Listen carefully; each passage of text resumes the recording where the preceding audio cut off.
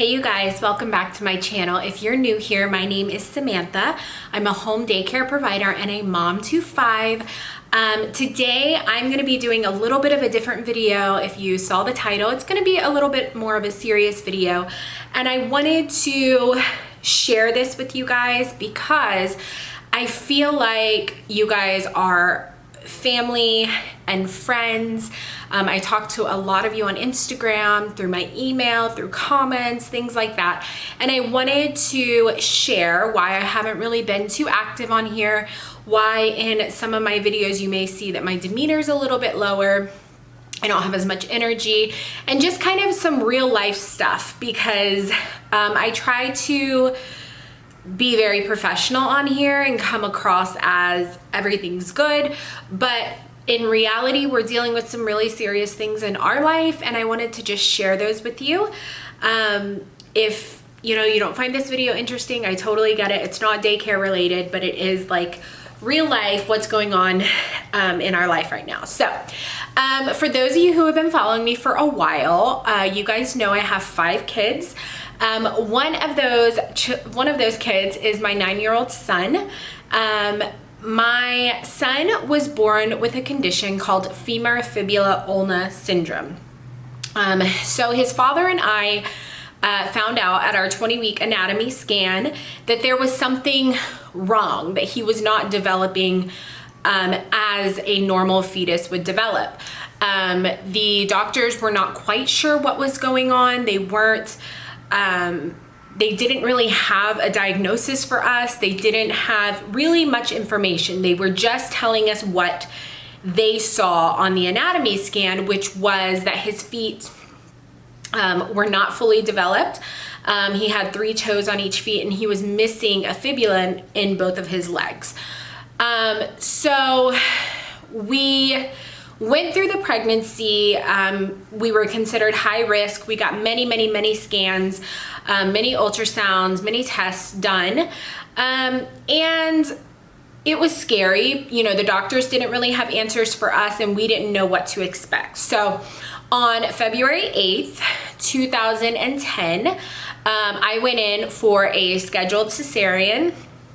I had a C-section prior with my first daughter, and we scheduled this one mostly due to fear.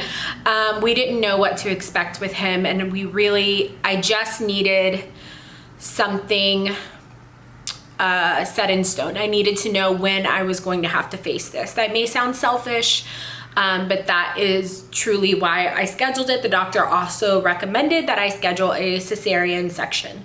So that is what I did. We went in and we had a normal C-section. Everything was good. They delivered him and I remember laying on the operating table and looking over and noticing obviously his feet. We already knew he had 3 toes on each foot and they were deformed. But I remember very distinctly looking over and he was in the little isolette with them working on him. And I noticed that his hand was not fully formed. His right hand. His left hand was perfectly fine, 5 fingers, everything was fine. His right hand only had 1 finger, and the doctors had told us it was a possibility that it could affect his hand, but during the initial scans, he actually, through the whole pregnancy, he always had his hand in his mouth. So we never got to see whether his right hand was affected or not. So when he was born, I did notice his right hand was affected, and I did not get to hold him. I didn't get to do any of that. They quickly whisked him away to the NICU because he was having trouble breathing.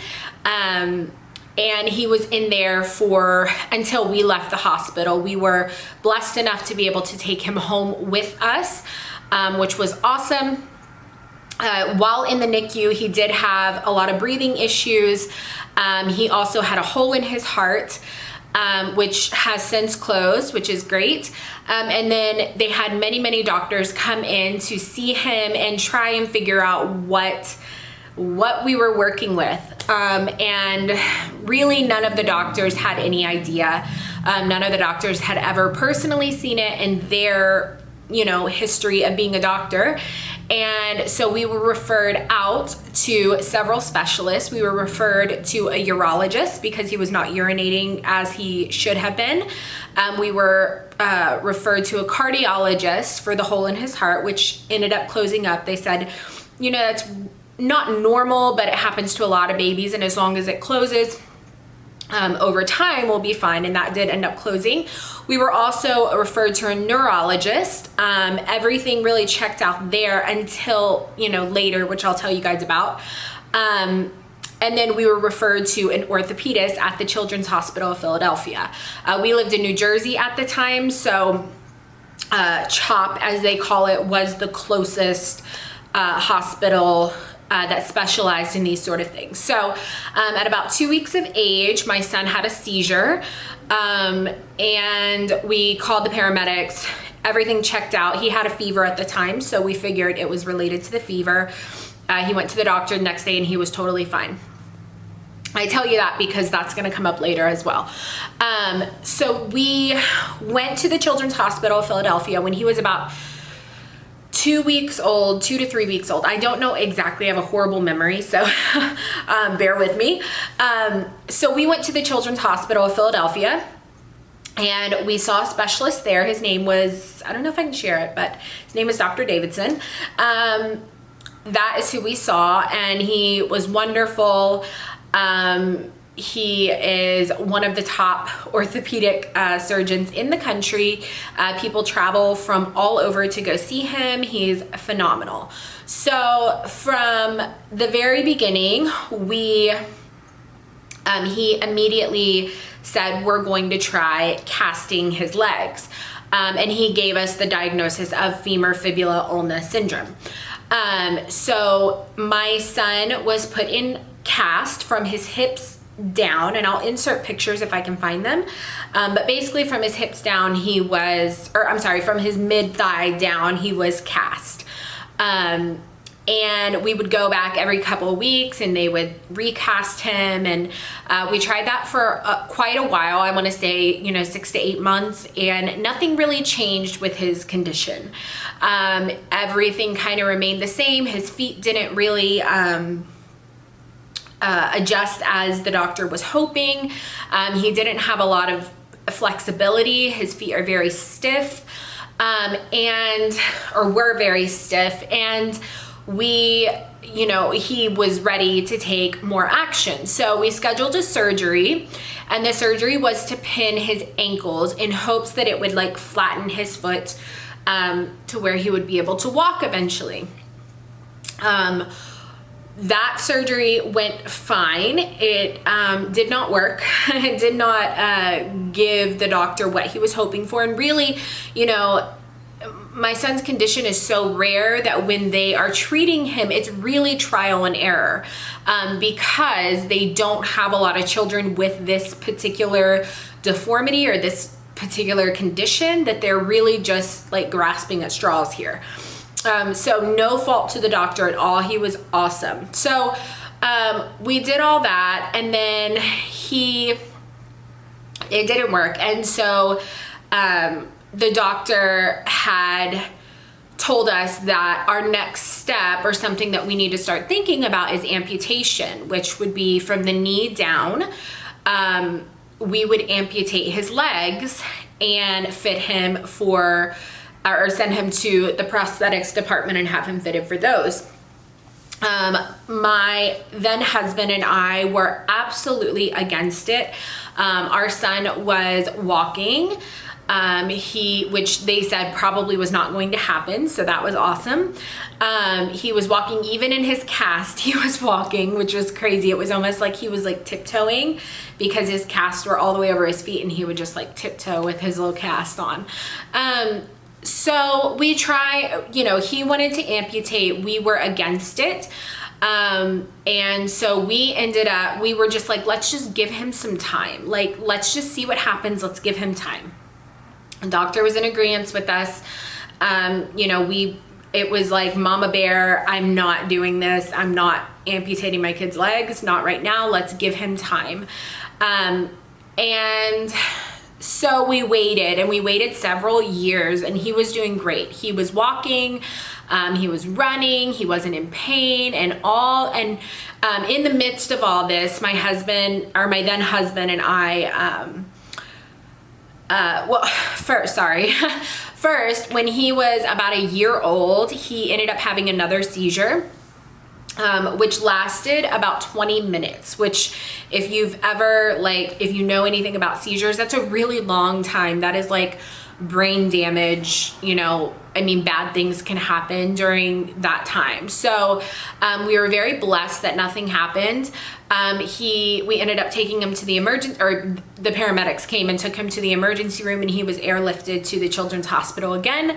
And he stayed there for about a week while they did different scans and ended up putting him on medication. So that's kind of relayed back to the original seizure. When he was younger, he ended up having like a seizure condition. It wasn't just from fever, so they say. He hasn't had one since, which is awesome.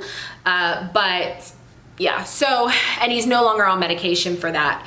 The medication that they had prescribed was giving him headaches, and so we discontinued that and moved on. And he's been fine ever since, as far as like the neurological part of things. He does get frequent headaches, and he has pretty high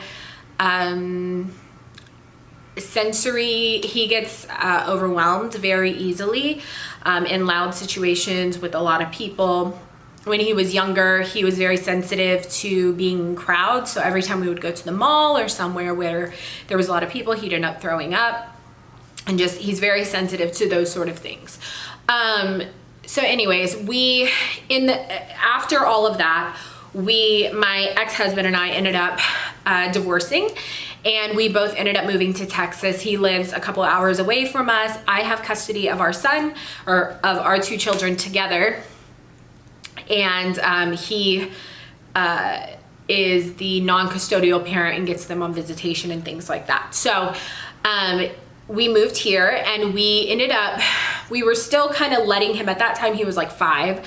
We were still kind of letting him develop and just kind of see what happens, kind of let nature take its course. We ended up, when he was 6, almost 7, no, when he was 7, I believe, we ended up taking him to the Scottish Rite Hospital, and that is in Dallas. And we ended up seeing a doctor there, kind of told him about his condition. The doctor was completely mind blown. And he's a phenomenal doctor as well, but he's like, I've never seen this in my life. I've seen children like this with different conditions, but not this. And he was like calling other doctors in, like, can you believe this? Like, this kid can walk. He's like running, he's doing awesome. And at that point in time, we decided with the doctor we were going to continue to allow him to progress, and we were going to get him some shoe inserts to kind of just help manage his walking and making sure he's still able to walk comfortably. So fast forward to now. He has recently been in quite a bit of pain when he walks. The bottom of his feet have developed a callus, and he's just having a lot more pain. He has been able to go to school and all that, and he's been doing great there. But the pain has kind of increased, and it's really, really, really been difficult for him to walk and to just continue in day-to-day life. He loves going to the store with me, and he can't make it, 5 or 10 minutes into the store without being in excruciating pain and needing to sit. So we went back to the doctor, and we were like, okay, what is left? Like, what can we do at this point? He's in pain. The doctor examined him. His feet have not changed, except for developing a callus, and both of his feet have actually formed their own ankle bone because he was born without an ankle bone. So they've kind of formed their own little joint there, which it's amazing that your body can do that, but it, obviously hasn't helped. So I took him back, and I said, look, he's in pain. You know, he's going to be going to 4th grade next year. I really need, like, we have to figure this out. And his father and I had talked, and my husband and I had talked, and we were, for the longest time, his father and I were really like anti-amputation. We really didn't want to do it. And we discussed it recently, and we were like, okay, you know, I'm going to take him, and I'm going to be open-minded about what they have to say, even if amputation is what they say. So I took him, and the doctor basically said, look, this is what we can do. Number one, he's a reconstructive surgeon. So he really tries to work with what they have. Unfortunately, my son does not have a whole lot to work with when it comes to his feet. So the doctor said, look, I can try and reconstruct this, and I can try and make this work, but I'm not confident. And if it was my own child, I probably wouldn't do it. Which was pretty eye-opening to me. If a doctor's saying I wouldn't do it for my own kid, I was kind of like, okay, maybe that's not the route we want to go. The other route was amputation. And the thought makes me, you know, sick. I've been an emotional mess for days now. It's been very hard for me to focus on daycare and on YouTube and all of these things, because, you know, it's a decision that we've had to make. As a family, we've had to decide to amputate our son's legs, and it's a hard decision to make. So, we met with a psychiatrist at Scottish Rite. We talked to her, and my son is, you know, he's very fearful. He's, you know, concerned, and obviously he's scared of the unknown, as we all are. But the decision that we have made is to go ahead and amputate his legs from the knee down and get him fitted for prosthetics or prosthesis, I think is what it's called. And that is what we're going to do.